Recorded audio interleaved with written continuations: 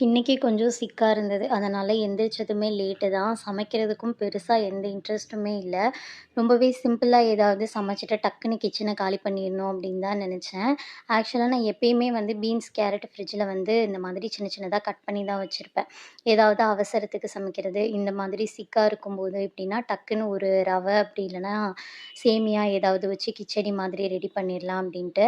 ஆக்சுவலா இன்னைக்கு நான் வந்து வரகரிசி வச்சு கிச்சடி தான் பண்ணலாம் அப்படின்ட்டு பிளான் வச்சிருந்தேன். ஆனா, அத வறுக்கணும், வேகுறதுக்கு கொஞ்சம் லேட் ஆகும்.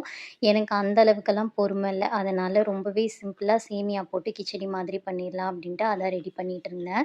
ஃப்ரிட்ஜில காய் கட் பண்ணி இருக்கவே ரொம்ப ஈஸியா இருந்தது. வெங்காயம் கட் பண்றதுக்குள்ள காய சின்ன குக்கர்ல வந்து விசில் வச்சேன். அதுவுமே வந்து டக்குன்னு விசிலுக்கு வெங்காயம் வெட்டுறதுக்குள்ளேயே விசில் வந்துட்டு, அதனால கடகடன்னு தாளிச்சு விட்டுட்டு எவ்வளோ சீக்கிரம் முடியுமோ அவ்வளோ சீக்கிரமா வந்து கிச்சன காலி பண்ணிட்டேன்.